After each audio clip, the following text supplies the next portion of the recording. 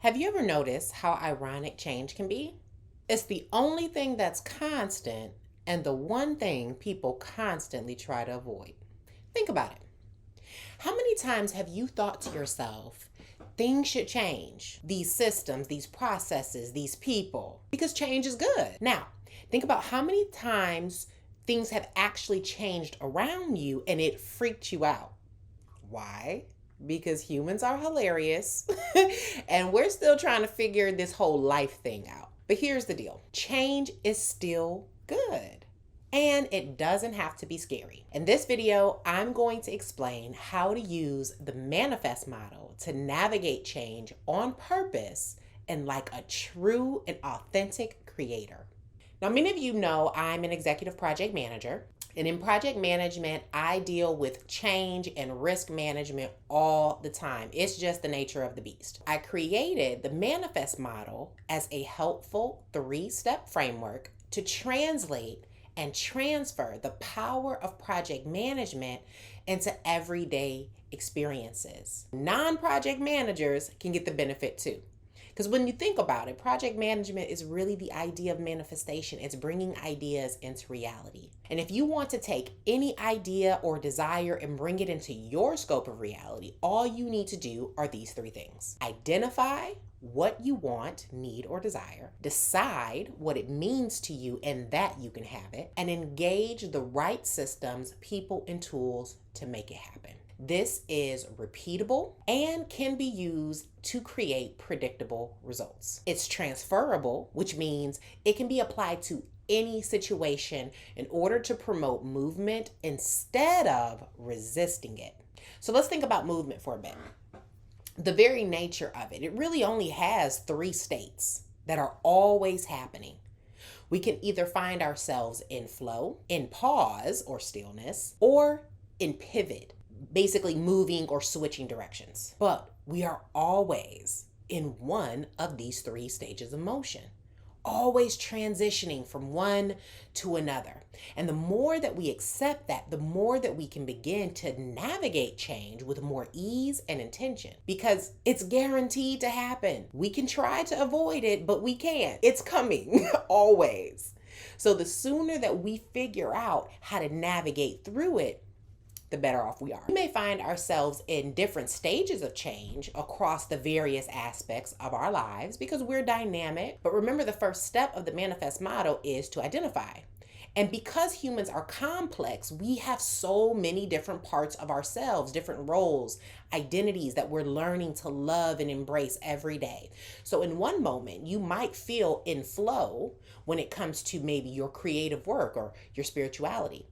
And then at the very same time, you could feel in pause or at a standstill in certain relationships. But then in other areas, you may be pivoting or changing, maybe when it comes to how you manage your money, your health, or certain business habits. When you really think about all of the moving parts and moving and changing at different rates across those areas, it can feel pretty overwhelming. This is especially true when you don't have a reliable formula that you can use to apply to those situations to make them make sense. But now you do. And I love the manifest model. I use it as my own anchor to help me to reel things back in, when life starts lifing, acting like a whirlwind. And it really helps me to raise my own awareness so that I don't lose out on the many opportunities that I have to manifest in the way that I want. So anytime that we can recognize that we are in one of those stages of motion, flow, pivot, or pause, simultaneously, we're also inviting in a new opportunity to decide and to access our own power. And from there, we have the power to either engage or resist. We can create channels to promote flow or borders to redirect and restrict flow. And guess what? Neither option is better than the other, unless it's the one that's required to create your intended outcome.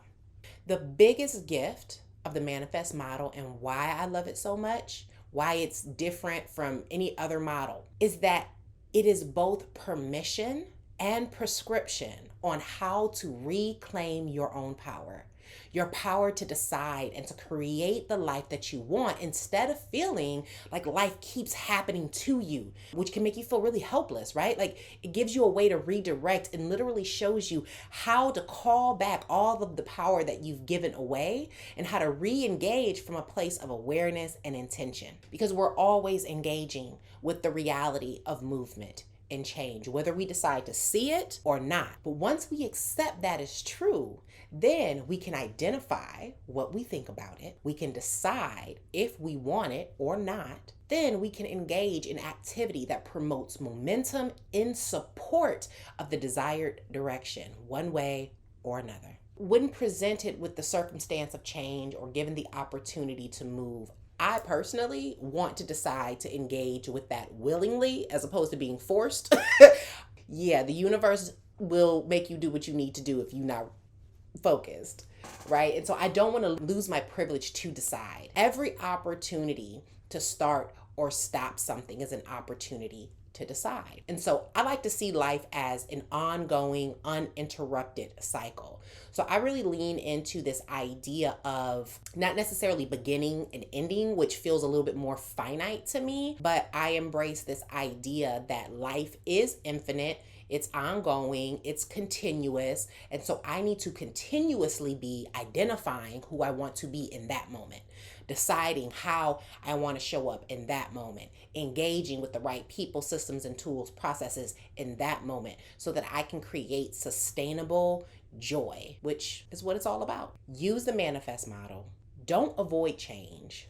Lean in and direct it in the way that you want to see it go. Peace. Hope this was helpful. Be sure to like, subscribe, and comment below. I can't wait to hear from you.